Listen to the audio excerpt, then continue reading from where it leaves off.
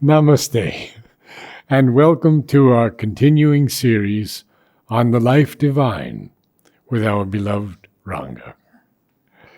We are on page 300 in my book of the life divine. It's still supermind, mind, and the overmind Maya. And the para begins with overmind in its descent. So, we are in the middle. 1, 2, 3, 4, 5, 6, 7, 8, 9, 10, 11, 12th line from the top. We'll begin the sentence with mind separated acts. Okay? So, before that, he has told you some basic things like overmind is the consciousness just one level below the supermind. It is, you can see it in two ways. It is the highest spiritual plane before the supermind. You can't call supermind a spiritual plane. It is beyond spirituality also. So, it is the highest plane in the spiritual planes of consciousness when you climb up. The lowest plane in the spiritual planes of consciousness is the higher mind. So, here Srimad is going to describe and make the difference between the separating line at the higher mind level and at the overmind level. Okay? So, it says, when the overmind descends, again the descent, why should it descend at all? Because there is a involution. And when you want to manifest yourself, you have to limit yourself, make yourself limited, make yourself a form. So necessarily it's a descent. From the highest level of subtlety, you descend into denser and denser fields until finally you arrive at matter. But here he is discussing the mind, supermind and the overmind. So, the overmind when it descends, it first reaches the intuitive mind. Then it goes to the illumined mind. And then it comes to the higher mind. Now, the higher mind, these four planes are the spiritual planes of consciousness. Below the higher mind is a normal mind of matter. Your mind and my mind, where logic is necessary and analysis is necessary. The overmind does not work by, neither the overmind nor the spiritual planes of consciousness, they don't work by analysis, they work by synthesis. They see the truth. They don't need to use logic. Okay? So now, we'll read that. Now, what about reason? Pardon? Reason. Reason is the highest capacity of the normal mind. It is that which analyzes and comes to conclusions, but when it wants to understand something, it cuts up, sees each part and then tries to build a whole, but it's an artificial building. It's a constructed unity. It's not the real unity which you see the whole and the organic whole. You don't see the organic whole. Okay, so now we'll read the just before that also he has said that the dividing line between supermind and overmind is a very thin veil and it is translucent. In other words, it's much easier to descend from supermind to overmind and also more easy to ascend from overmind to supermind, relatively. Okay, it's not that easy. But it is much more difficult to, at the lower level between our normal mind, which is reason at its highest, and higher mind. That veil is much, much thicker. That's what he has told you. There it is thinner, here it is thicker. How difficult is it from the intuitive mind to overmind? I suppose it depends on the effort of the individual, and it also depends upon the nature of the individual. So it's not something fixed and it's not like a rule or a regular law. It depends on the individual and the circumstances. Now, I said it is easier, and Srimad also is saying it is easier from overmind to supermind. But it took a long time for Srimad to do that. From 1926 up to 1950, of course he was in touch with the overmind, but not stabilized in it, probably. We are not sure of that. Because he says in one letter to Nirodha, I've caught the tail of the supermind and I'm pulling it. I've caught it by the tail, Yeah. yes. And Narada asks him, if you have not got the supermind, how do you know about it? So he says, you logical baby, one can experience it, but one need not achieve it. So that's the difference. So now we read that one. So, mind separated acts as if it were an independent principle. Mind separated means your normal mind. Because at the higher mind level, mind is not really separated. It is almost united. So it's not mind separated, it is the normal mind. Acts as if it were an independent principle, and each mental being, each basic mental idea, power, force, stands similarly on its separate self. So when you come to the normal mind, your power is different from mine, your mind, your thoughts are different from mine, your emotions are different from mine. Separation is complete. But the moment you go to the overmind level, if you are lucky, you will get the cosmic consciousness. You will see that there is basically no difference between your emotion and my emotion. There will be a quantitative difference, but not a qualitative difference. Okay? So, everything becomes different. Mind, life, body. Mind, knowledge, thoughts. Vital, emotions, sensations, and the body, actions. They all differ from person to person because separated. Mind has separated itself. Even the separation is not real, but seeming. When you say quantitative, you mean in capacity, volume? When I say qualitative, I mean essentially. In essence. Just like, essentially, all the mangoes on one tree are essentially the same. But are they really the same? No. Each one is different. Different size, different shape, different color, maybe even different taste a little bit. So that's what I mean by essential. Okay. And quantitative? One mango big, one mango small, one mango different color. Yes, okay. Okay? So, each mental idea, power, force stands similarly on its separate self. If it communicates with or combines or contacts others, it is not with the Catholic universality of the overmind movement on a basis of underlying oneness, but as independent units joining to form a separate constructed whole. Okay? So yeah, that's what you basically told us. Yeah, that's right. That is exactly. So, if I feel very sympathetic to you, even if I don't agree with you, still we agree to differ and yet we live in harmony with each other. Okay? This is a constructed unity. It's a constructed harmony. But at the overmind level, it's not constructed. It is automatic. You see the truth of the other person and you see this, and you don't have to make an effort or construct anything. It's automatically harmonious with each other. But it seems that at our present stage in Oroville, we have to go for a constructed harmony first. So long as you are at a mental level, it is constructed harmony. But even constructed harmony is better than no harmony at all. True. But of course it is constructed harmony. Okay? Constructed harmony, by the very definition of construction, it can also be destroyed. So today it may last for some time, and day after tomorrow it may disappear. Okay? So that's exactly what's happening with NATO. NATO is a North Atlantic Treaty Organization. They had a nice understanding that we'll all stand together and support each other. Now Russia has come and occupied, and they had promised Ukraine that we will make you also a member, and now each one is backing out. No one wants to go and help directly. So this is a big problem. Well, it was an empty promise. Yes. That's what they are. Because you don't put NATO on the doorstep of Russia. That's right. It was a big mistake. Yes. And in fact, now they have seen that wherever they enter, they have always failed.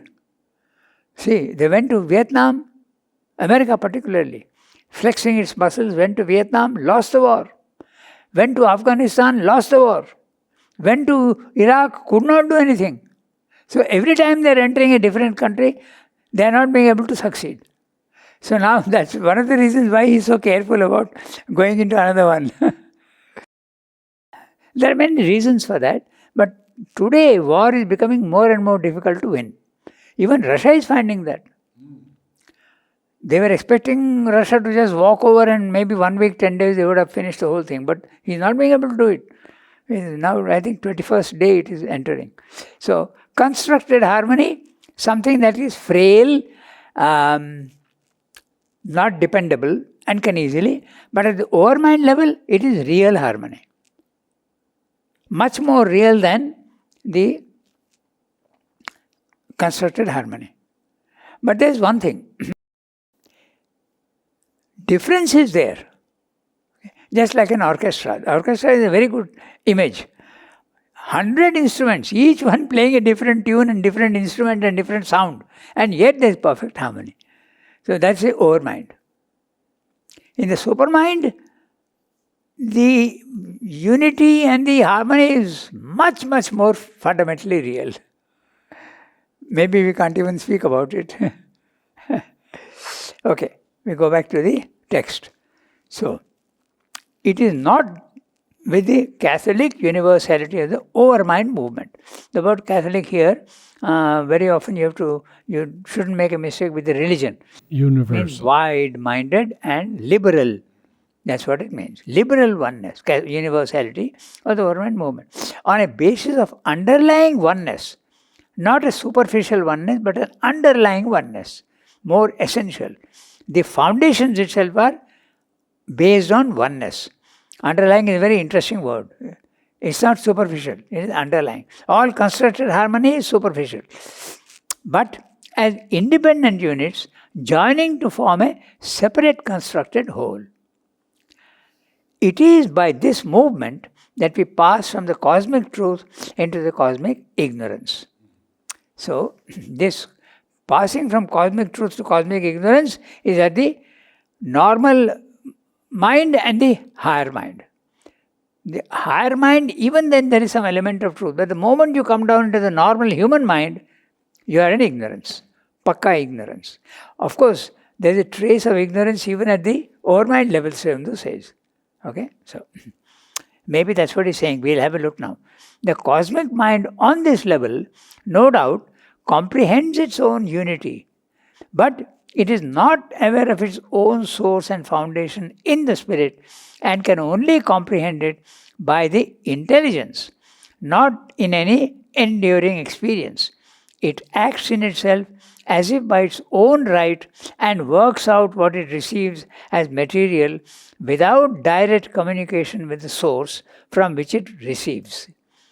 Its units also act in ignorance of each other and of the cosmic whole, except for the knowledge that they can get by contact and communication.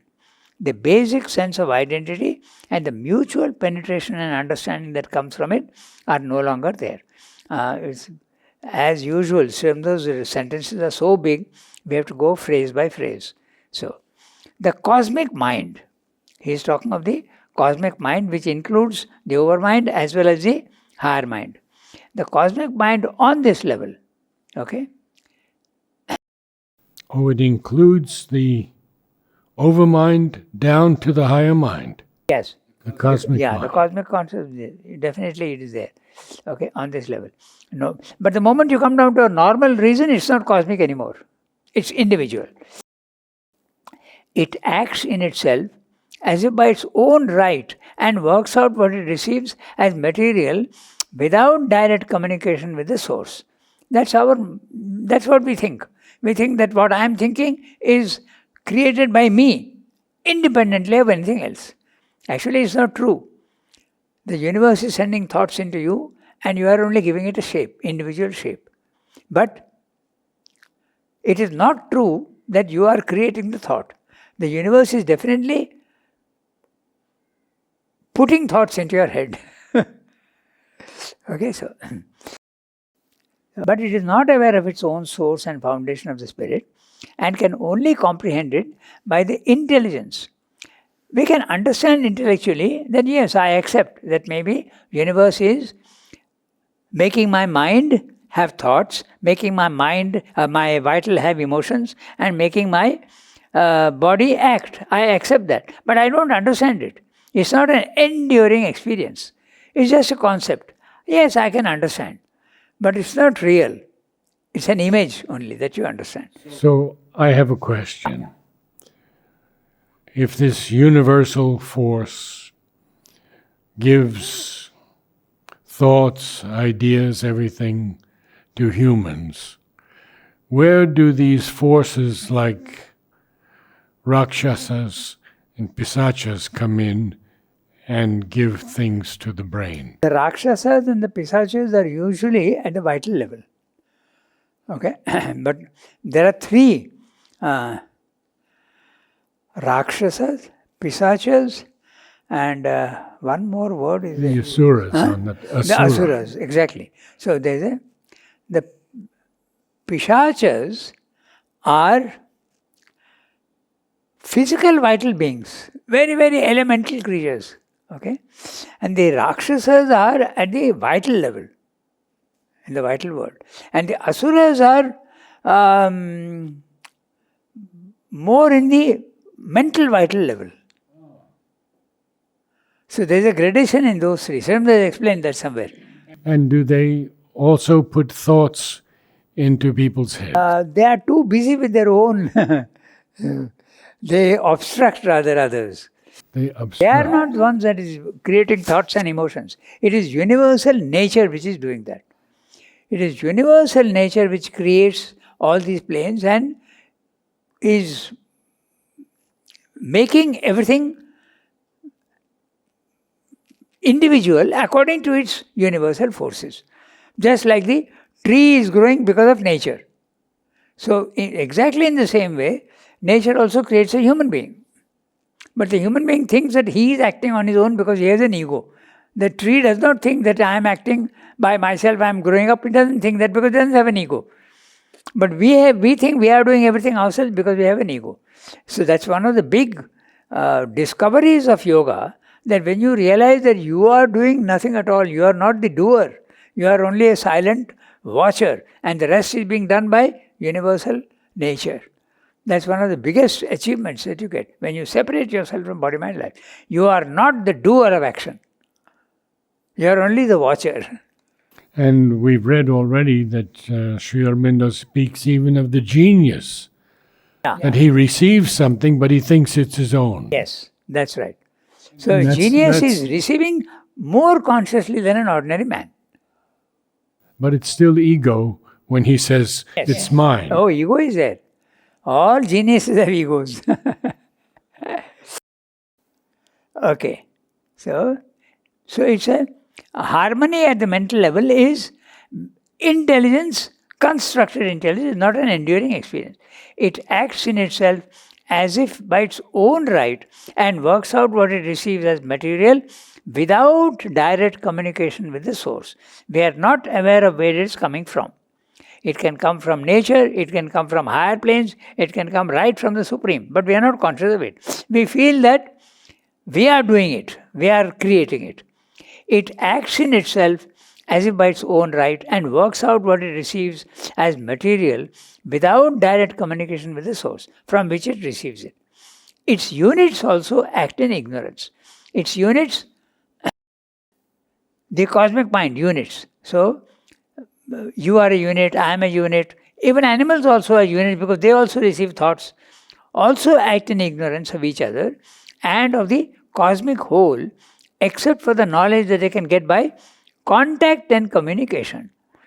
Now let's examine this. Its units, let's take you and me, okay? You are a unit, I am a unit. Also act in ignorance of each other. I don't know your thoughts and you don't know my thoughts. I don't know your emotions, neither you know my emotions. But I can communicate with you and get your info. Oh, you were angry that day? Okay. So, or I had this thought. We exchange thoughts. That's what he's saying in the end. That they can get by contact and communication. But if there's no contact and communication, total ignorance. I am ignorant of you, you are ignorant of me. You are a unit, I am a unit. Its units also act in ignorance of each other and of the cosmic whole. We are not even conscious of the cosmos, except for the knowledge that they can get by contact and communication. The basic sense of identity and the mutual penetration and understanding that comes from it are no longer there. When you are in the higher mind or the overmind, the mutual penetration is there and understanding that comes from it are no longer there. In the physical world, no contact, no mutual penetration. You were asking about consciousness. At the higher levels of consciousness, your consciousness becomes so subtle and my consciousness becomes so subtle that they can merge. That is what is meant by knowledge by identity. Okay? That is what is meant. The substance actually merges and becomes one. See, two stones cannot become one because it's too dense. So, you have a matter and I have also a matter. Very difficult at our level to understand each other perfectly except by communication and contact. Come to water. Take 2 glasses of water. They can become one because they are subtler.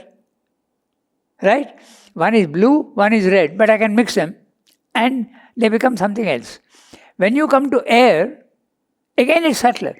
So, when you are in the spiritual planes of consciousness, your consciousness is so subtle that it can merge and become one. That is what is meant by Sri Aurobido's consciousness and Mother's consciousness is the same. That is what is meant. The substance of the two is one. There is no difference. Okay? So, that should also help you with your consciousness. Okay? So, we go to the next. All actions of this mind, energy, proceed on the opposite basis of the ignorance and its divisions, and although they are the results of certain conscious knowledge, it's a partial knowledge. It is not true and integral knowledge. It is not a true and integral world. It is not a true and integral world knowledge. This character persists in life and in subtle matter and reappears in the gross material universe, which arises from the final lapse into the inconscience. So, he is saying this, all actions of the mind energy proceed on the opposite basis of the ignorance and its divisions. And although they are the results of a certain conscious knowledge, it is a partial knowledge. He is talking of the overmind. In the overmind, it operates, mind energy operates on the opposite basis of ignorance. There is knowledge, but it's a partial knowledge. That's why he calls even the overmind, however high the spiritual consciousness may be, it is still seeing the multiplicity and not seeing the essential oneness. That's only in the supermind. The integral knowledge, the true and integral knowledge is only in the supermind, and not a true and integral world knowledge.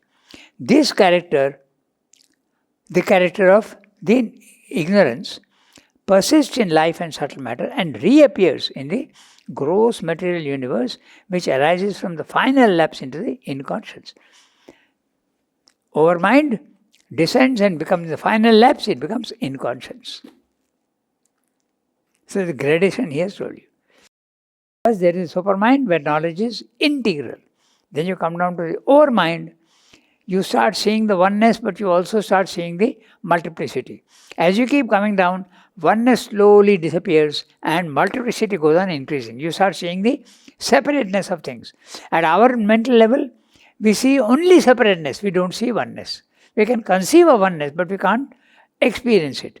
Yes. In life and mind and physical, the separation is complete. Each one is acting as though they are independent units.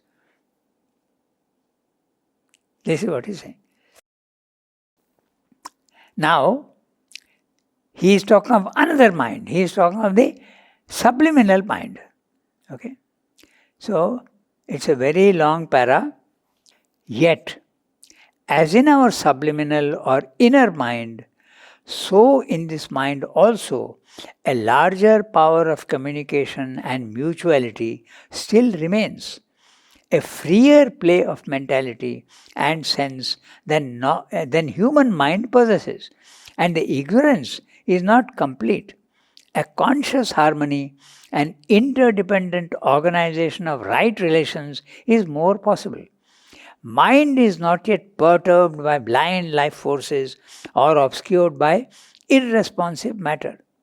It's a plane of ignorance, but not yet of falsehood or error. Or at least the lapse into falsehood and error is not yet inevitable. He's speaking of the overmind, okay? And comparing it to the subliminal mind. We'll discuss that. It's a plane of ignorance, very clearly he's saying, but not yet of falsehood and error. Note that. What's the difference? Ignorance is less knowledge, but not wrong knowledge. Okay, so interesting. Less knowledge, but not wrong knowledge. But not yet of falsehood or error. At least the lapse into falsehood and error is not yet inevitable. This ignorance is limitative, but not necessarily falsificative. There is limitation of knowledge, an organization of partial truths, but not a denial or opposite of truth or knowledge. All this at the higher mind level. The overmind level. This character of an organization of partial truths on a basis of separative knowledge persists in life and subtle matter. For the exclusive concentration of consciousness force, which puts them into separative action, does not entirely sever or veil mind from life or mind from life from matter, mind and life from matter. The complete separation can take place only when the stage of inconscience has been reached and our world of manifold ignorance arises out of the tenebrous matrix. Tenebrous matrix. These other still conscious stages of the involution are indeed organizations of conscious force in which each lives from its own center, follows out its own possibilities, and the predominant principle itself, whether mind, life or matter, works out things on its own independent basis. But what is worked out are truths of itself, not illusions or a tangle of truth and falsehood, knowledge and ignorance. But when, by an exclusive concentration on force and form, consciousness force seems phenomenally to separate consciousness from force, or when it absorbs consciousness in a blind sleep, lost in form and force, then consciousness has to struggle back to itself by a fragmentary evolution which necessitates error and makes falsehood inevitable. Nevertheless, these things too are not illusions that have sprung out of an original non-existence. They are, we might say, the unavoidable truths of a world born out of inconscience. For the ignorance is still in reality and knowledge, seeking for itself behind the original mask of inconscience. It misses and finds its results, natural and even inevitable on their own line, are the true consequence of the lapse. In a way, even the right working of the recovery from the lapse.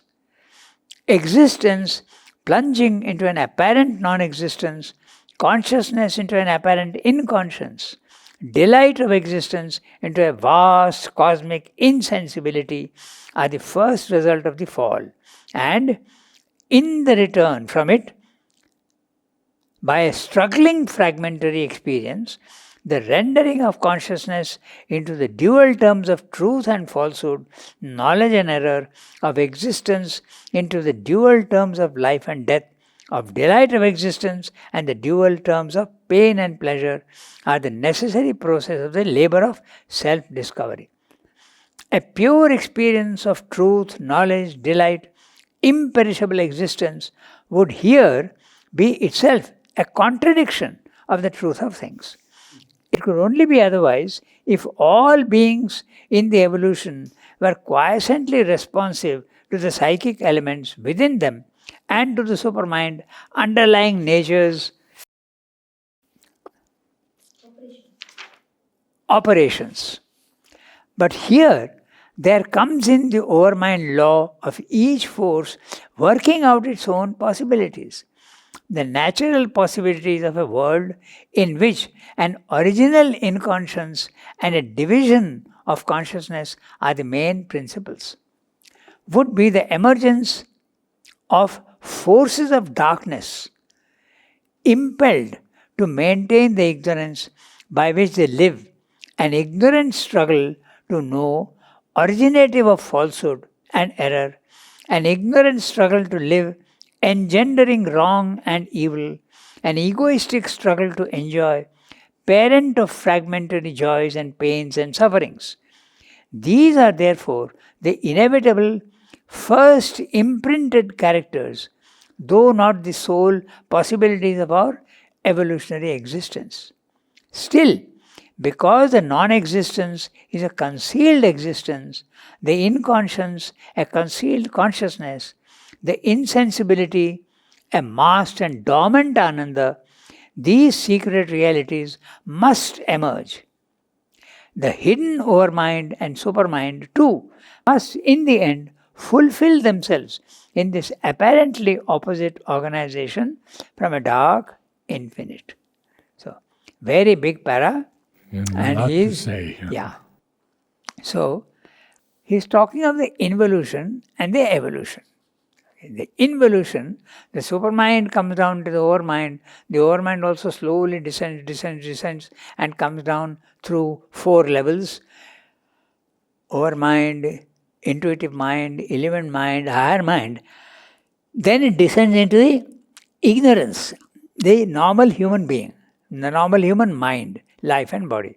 When the mind is still something, you have a constructed knowledge, but life is practical knowledge. The animals gather knowledge of what is necessary to it. In matter, no knowledge at all. So, this is what he is describing, and then he is also making a difference between limitation and falsehood and error. Yeah, there is a limitation, but falsehood and error, at what stage do they come in? In fact, there is a very interesting chapter in Life Divine, the origin of evil. Where does it start? So there he says that when there is the involution, there is no evil. It's just a lessening. It becomes a diminution. It becomes limitation, delimitation. But when you are starting from the inconscient and going to the life level, evil comes in. Because when you are starting from knowledge, you know where you are going. You are coming down. But when you are going from ignorance, you don't know where you are going. So you take wrong paths. So that's where evil comes in.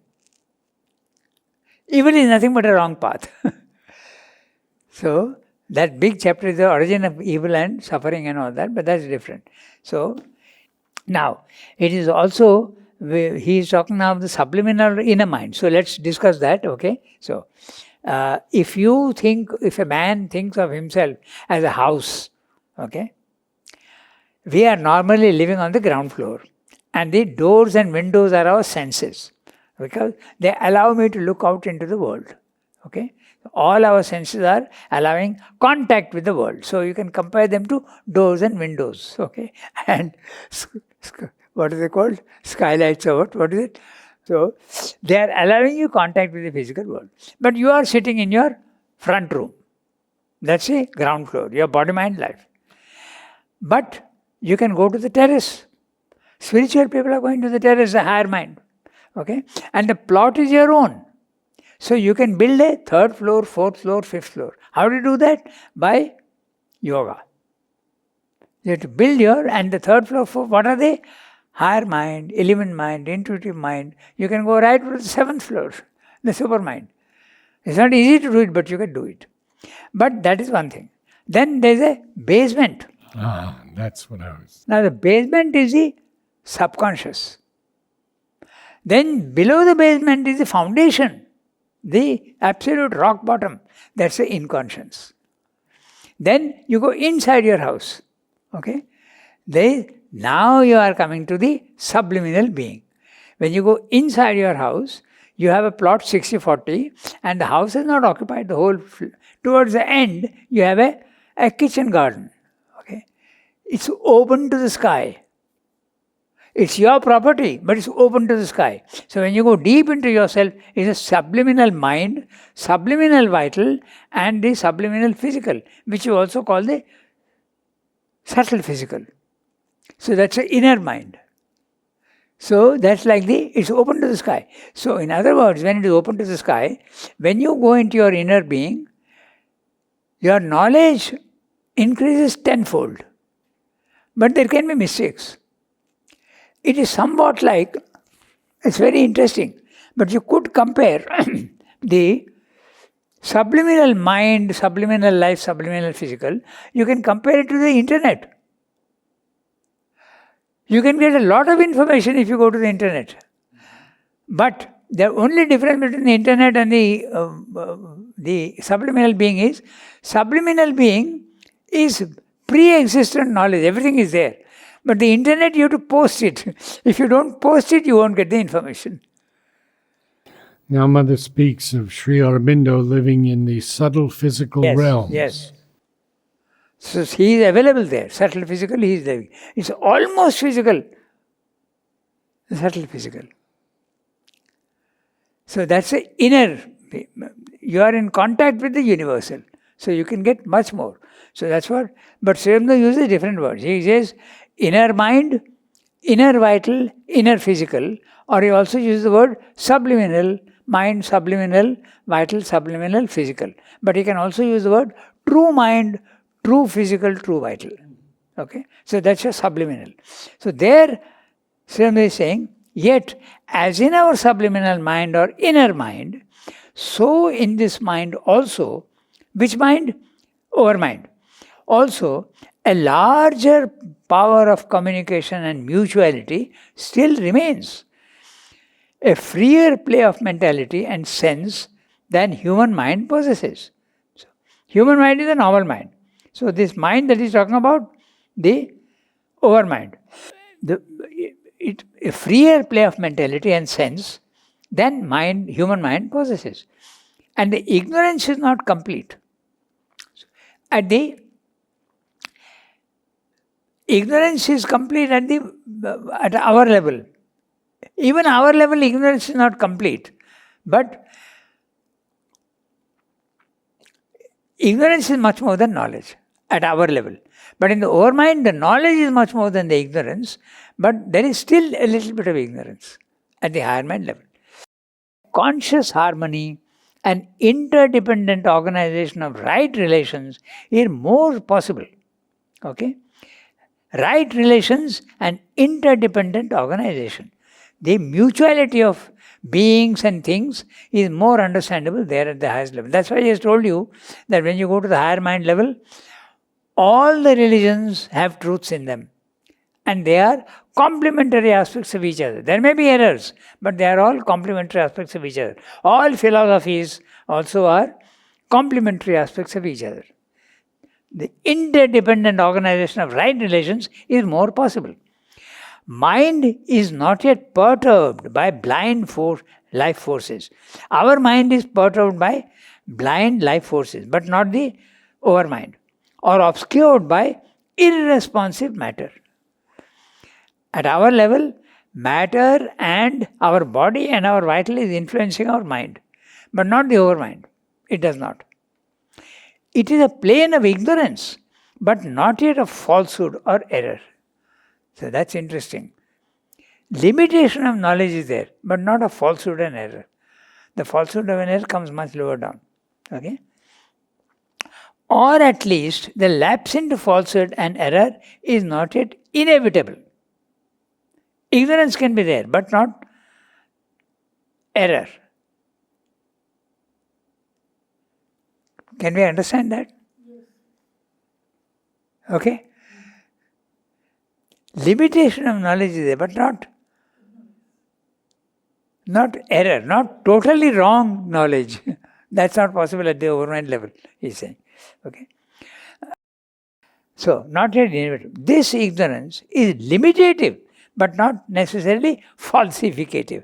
Very clear. Is he speaking only of the overmind Yes. here? So the overmind is a plane of ignorance? Yes. That's what he says. There. Because if you define ignorance as seeing the many, the many starts coming into the picture even at the ignorance level. So, if you remember, the triple status of supermind, if you think of it as an ocean, when the ocean is absolutely calm and silent and no waves are there, that is the first status of supermind. The second status of supermind, the waves start forming, the swellings are there. Okay? In other words, movement and creation. And the third, the waves become more pronounced. When you come down to the overmind level, the waves have almost become independent of each other. That's why the many are there. The one starts becoming the many. So, that is where ignorance comes in. Seeing the many is always an ignorance. You can see the unity, but ignorance is, the multiplicity is much more obvious in the overmind. Okay? So, it's a plane of ignorance, but not yet of falsehood or error. At least this lapse into falsehood and error is not yet inevitable. This ignorance is limitative, but not necessarily falsificative. But he's using the word necessarily. So it could be. Okay? Then there is limitation of knowledge and organization of partial truths, but not a denial or opposite of truth or knowledge. This is very clear. Okay? In other words, each religion, each philosophy has got an element of truth. And that truth is right. But it is not wrong truth. It's not falsehood. That's what he says. An organization of partial truths, but not a denial or opposite of truth or knowledge. This character of an organization of partial truths on a basis of separative knowledge persists in life and subtle matter for the exclusive concentration of consciousness force which puts them into separative action does not necessarily sever or veil mind from life or mind from matter. Let's understand this. This character of an organization of partial truths on a basis of separative knowledge persists in life and subtle matter. So subtle matter also there is. Each atom is there in subtle matter and it's ignorant of the others. Okay. Separative knowledge persists in life and subtle matter for the exclusive concentration of consciousness force which puts them into separative action does not entirely sever or veil mind from life or mind and life from matter. There is a connection between mind, life and matter. It's not absolutely separate. Where does the absolute separation come? He is telling you.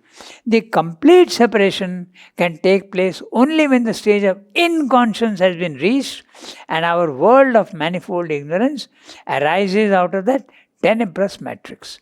The total separation, the many, each atom becomes independent of each other in only inconscience. So, it's obvious from what he's saying here that he is including the spiritual planes of consciousness also about the ignorance. He's not talking only of those overmind, but he's talking of the supermind also. All The spiritual those planes of consciousness. Yes. Okay. They are partial knowledge. So, these other still constant stages of the involution are indeed organizations of consciousness force in which each lives from its own center, follows out its own possibilities, and the predominant principle itself, whether mind, life or matter, works out things on its own independent basis.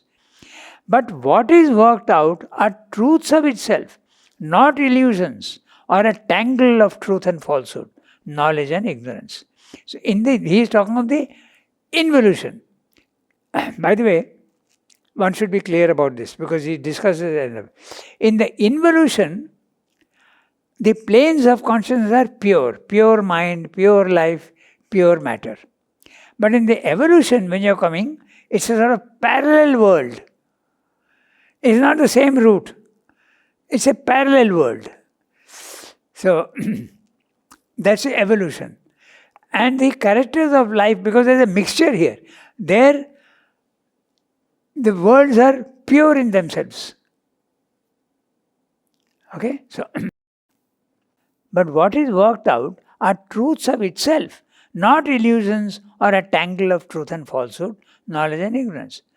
The tangle of truth, falsehood and ignorance and knowledge and all that in the evolution upwards. But when by an exclusive concentration on force and form, consciousness force seems phenomenally to separate consciousness from force, or when it absorbs consciousness in a blind sleep lost in form, this is the inconscient, and force, then consciousness has to struggle back to itself by a fragmentary evolution which necessitates error and makes falsehood inevitable. So there you are. Very clearly, the falsehood and the error come when there is a starting point in the evolution, not in the involution. He's making that very clear. Okay? Nevertheless, these things too are not illusions that are sprung out of an original non-existence. They are, we might say, the unavoidable truths of a world born out of inconscience. By the way, we should maybe discuss a little bit as to why error and falsehood comes when you are starting from in the evolution and not in the involution. I think I mentioned that because in the involution, you are starting from knowledge. You know exactly where you are going. So there can be no distortion. But by the time you come to the inconscient, you have lost the consciousness, but still you have started from there.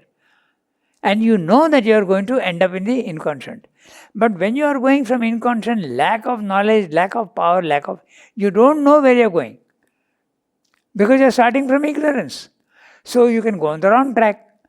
It's like going through a forest, virgin forest, when you don't know where you are going. So you go this way and you find, my God, that path is full of snakes and thorns. I have to come back. Error. Then you go to another path. Slightly better path, but again there's a deep ditch there. So when in the evolution, falsehood and error comes in. It's an interesting thing what he's saying. That's why we have to hold the mother hands. That's why we have to hold the mother hands and yes, take mother's hand. That's right. Because you don't know where you're going. So ask her to lead you and make the path. Okay? Nevertheless, these things too are not illusions that are sprung out of an original non-existence. They are, we might say, the unavoidable truths of a world born out of inconscience. For the ignorance is still in reality and knowledge seeking for itself behind the original mask of inconscience.